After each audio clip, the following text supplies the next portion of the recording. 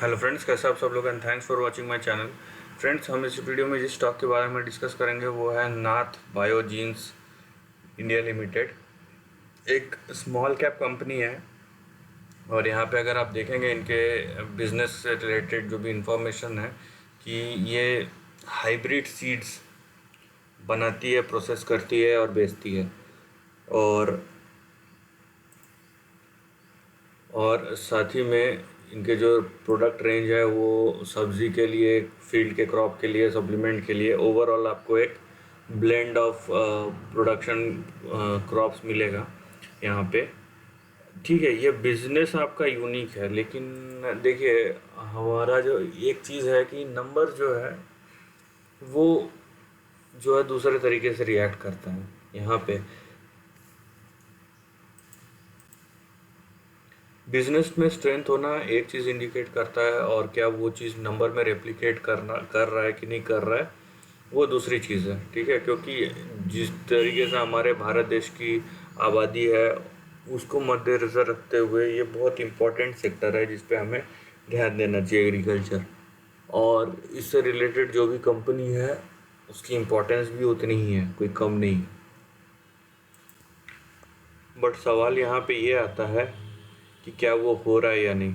एक small cap company 11 का P, ठीक है, 11 टाइम्स पी ज़्यादा नहीं होता, लेकिन आप प्रॉफिटेबिलिटी को देखिए कि यहाँ पे 9 का 9.47, तो ये ठीक ठाक है। मैं ये नहीं बोलेंगे बहुत अच्छा है, क्योंकि 15 का तो कम से कम होना ही चाहिए।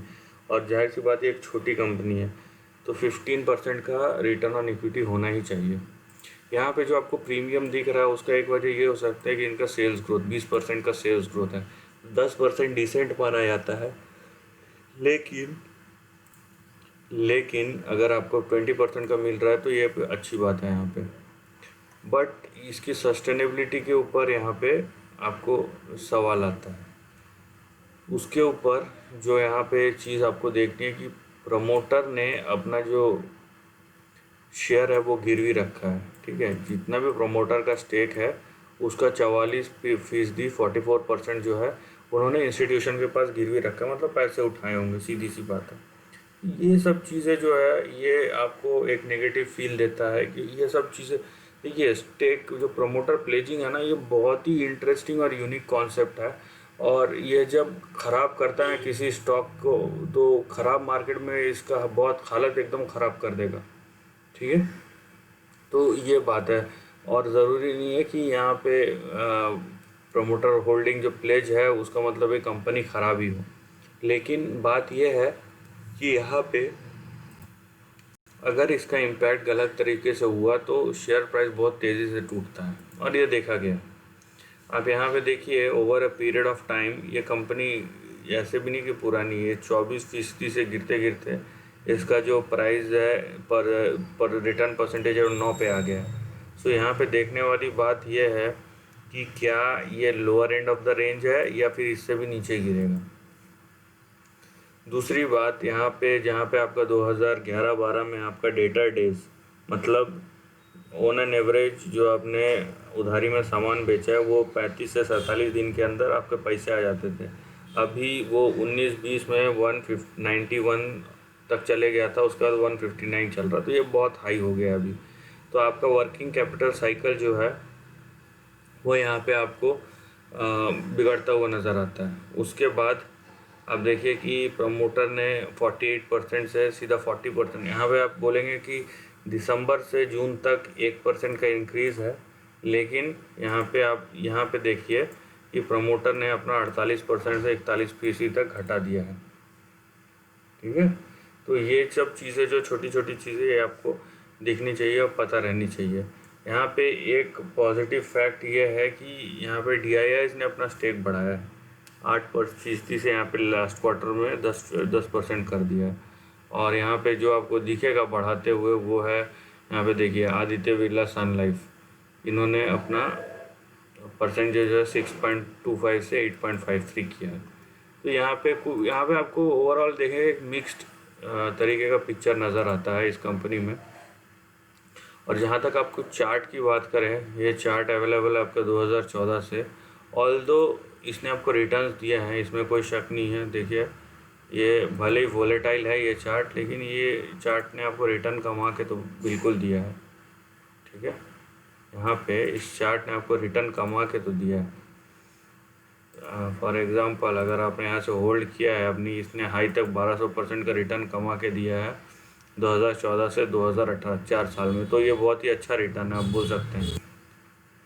लेकिन यहाँ पे जिस तरीके का वोलेटिलिटी है, क्या वो आप उसको राइड कर सकते हैं या नहीं कर सकते, ये डिपेंड करता है। क्योंकि देखिए नंबर मिक्स्ड है, राइट, और ऊपर से कुछ चीज़ें नेगेटिव हैं। तो यहाँ पे ये डिपेंड करता है कि आप किस तरीके से इसको प्ले आउट करते हैं और आपका रिस्क एपिटाइट कितना है। क्योंकि फिर से वही बात आ जाती है कि आप अगर गलत पोजीशनिंग लेते हैं यहाँ पे, तो यहाँ पे प्रॉब्लम हो सकता है आपको। ठीक है,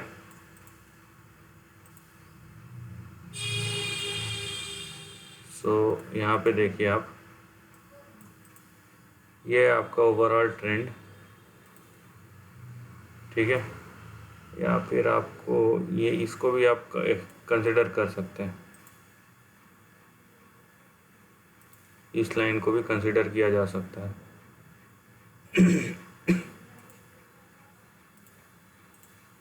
ये आपका ओवरऑल ट्रेंड है।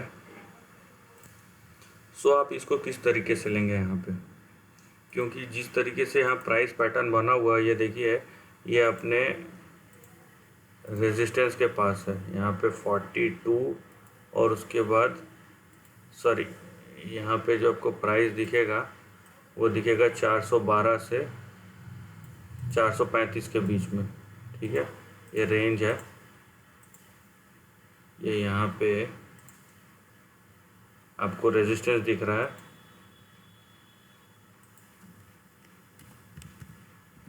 412 से लेके 435 के बीच में। ठीक है, और ये अपने रेजिस्टेंस के पास में। सो आप इसको किस तरीके से लेंगे, क्योंकि आपका सपोर्ट लेवल जो है वो डायरेक्ट यहाँ पे आता है। ठीक है, 141 पे, तो ये देखने और समझने वाली बात है। सो बेटर है ये जब तक 435 440 के ऊपर सस्टेन ना करे तब तक आप इस पर लॉन्ग तो मत ही होइए, क्योंकि ये अगर सपोर्ट इसके इतना नीचे है और ये इतना ऊपर राइज कर चुका है, तो यहाँ पे शेयर करेक्ट भी होगा, कंसोलिडेट भी होगा। तो इसको आप देखिए, उसके बाद ही कोई प्राइस एक्शन लीजिए जब ये 440 के ऊपर जाके सस्टेन करे। और यहाँ पे हमने रेंज लिया है, उसका सिंपल रीज़न ये है कि हमको चार्ट मूवमेंट नहीं पता, तो इसके बीच में कहीं पे भी जा सकता है ये प्राइस, तो इसलिए हम ऐसा लेके चलेंगे। लेकिन यहाँ पे मैं फिर से बोल रहा हूँ, इसका रेजिस्टेंस सामने है और इसका सपोर्ट बहुत दूर है। तो जब तक आपको चार्ट जो है नहीं दिखता है कि सपोर्ट के रेजिस्टेंस तोड़ के रेजिस्टेंस को सपोर्ट बना के और उसके ऊपर सस्टेन कर रहा है, तब तक आप लॉन्ग मत होइए। या तो फिर आप बहुत ही एक्साइटेड है तो प्राइस को थोड़ा सा स्टेबल हो जाने दीजिए, क्योंकि हम लॉन्ग टर्म के बारे में डिस्कस कर रहे हैं। और यहाँ पे जो शेयर प्राइस देख रहे हैं वो एनी हाउ अपने लोअर लेवल से ऑलरेडी 200% राइज कर चुका है। तो करेक्शन कंसोलिडेशन आपको बिल्कुल दिख सकता है यहाँ पे। So this is the end of the video दोस्तों। वीडियो पसंद आए तो लाइक और शेयर कीजिए, थॉट्स कमेंट सेक्शन में लिख के बताइए, और ऐसे नए कंटेंट के लिए चैनल को प्लीज़ सब्सक्राइब कीजिए। Lastly, take care of your family and friends.